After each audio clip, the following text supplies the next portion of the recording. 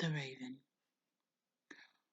Once upon a midnight dreary, while I was pondering weak and weary over many a quiet and curious volume of forgotten lore, while I nodded, nearly napping, suddenly there came a tapping, as if someone was gently rapping at my chamber door. "'Tis some visitor," I muttered, tapping at my chamber door. "Only this and nothing more." Distantly I remember it was in the bleak December, and each separate dying ember whilst its ghost upon the floor. Eagerly I wished the morrow, vainly I had sought to borrow from my books surcease of sorrow, sorrow for the lost Lenore, for the rare and radiant maiden whom the angels name Lenore, nameless here for evermore.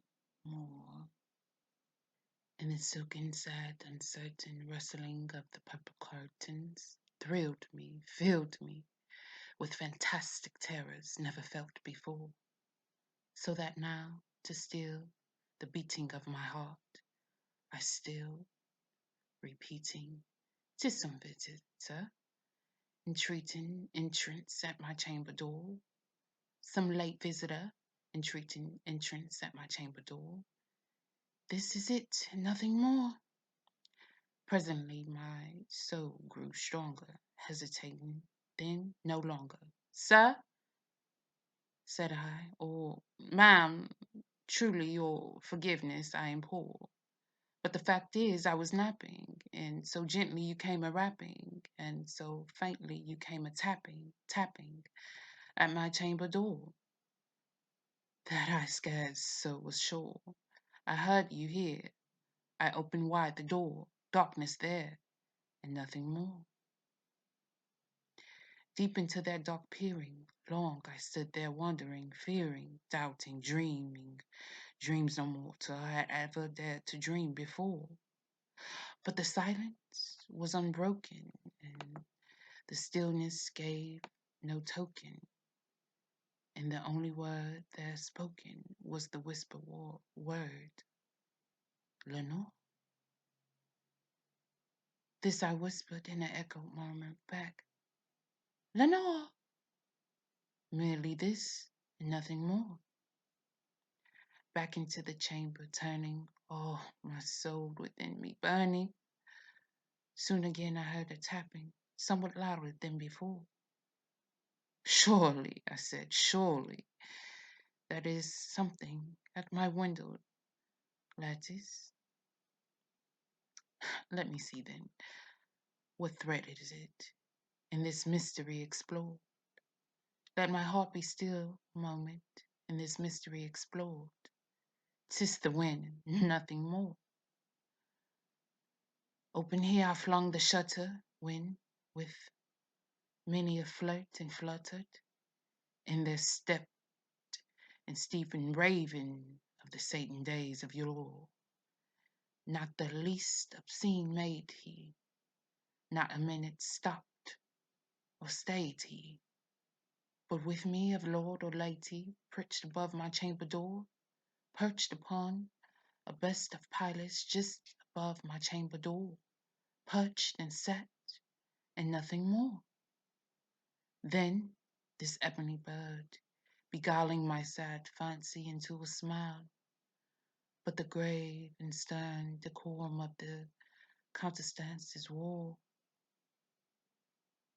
"Though thy chest can be sore and shaven thou," I said, "art sure no craving, ghastly grim and ancient raving, wandering from the nightly shore? Tell me what thy lordly name is on the night's puissant shore." Quoth the Raven, "Nevermore." Which I marveled, this ungainly fowl to hear discourse so plainly, though Its answer little meaning, little relevance bore. But we cannot help agreeing that no living human being ever yet was blessed with seeing a bird above his chamber door. Bird or beast upon the sculptured breast above this chamber door, with such name as Nevermore. But the raven, sitting lonely on the placid blotch, spoke only that one word, as if his soul in that one word he did outpour. Nothing further than he uttered, not a feather then he fluttered, till I surely muttered, then muttered over friends have flown before. On the morrow he will leave me, as my hopes have flown before. Then the bird said, Nevermore. Startled at the stillness broken by a reply so amply spoken. Doubtness, said I, what is it utters? Is it only stock and store caught from some unhappy master whom unmercifully disaster followed fast and followed faster to his songs, only bored till its dirges of his hope and that melancholy burden bore of nevermore? But the raven still beguiling all my fancy until a smile straight I willed a cushioned seat in front of the bird, and the bust in the door. Then upon the velvet sinking, I betook myself to linking fancy until fancy thinking what this ominous bird of law, what this grim, ungainly, ghastly, gaunty, and amusing bird of law meant in croaking Nevermore. This I said, engaged in guessing, but no syllable impressing, to the foul more fiercely eyes now burned into my bosom's core. This and more I said, divining, with my head at ease reclining on the cushion's velvet lining, that the lamplight glowed, but whose velvet violet lining with the lamplight glowing, she shall press, nevermore. Then, methought, the air grew denser, perfume from the unseen censer swung by Sir Piers when footfalls tinking on the tufted floor. Wretched, I cried, thy God have lent thy by these angels. He hath sent thee repies, and neath from the memories of Lenore, graft of graft, this kind, ye pent and never forget this lost Lenore, quoth the raven, nevermore. Prophet, said I, thing of evil, prophet still with birds or devils, whether tempered sent or whether templates tossed there, here ashore. Desolate yet all undaunting on this desert line enchanted, on this home by horror haunted, tell me truly, I implore, is there balm of Gilead? Tell me, I implore, quoth the raven, nevermore. Prophet, I said, things of evil, prophet still, if the bird or devil by the heaven bends us, by the God we both adore.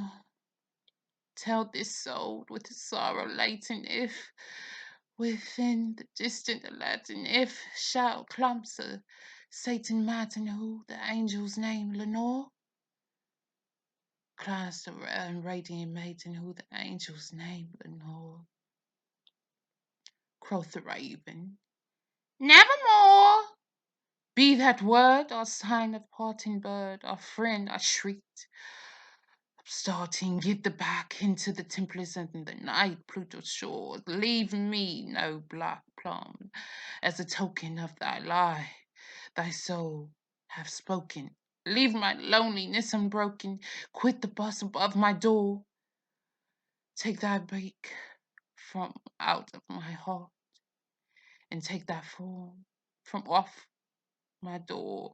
Quoth the raven, nevermore. And the raven, never fitting, still sitting, still sitting on the pallid blush of the palace just above my chamber door.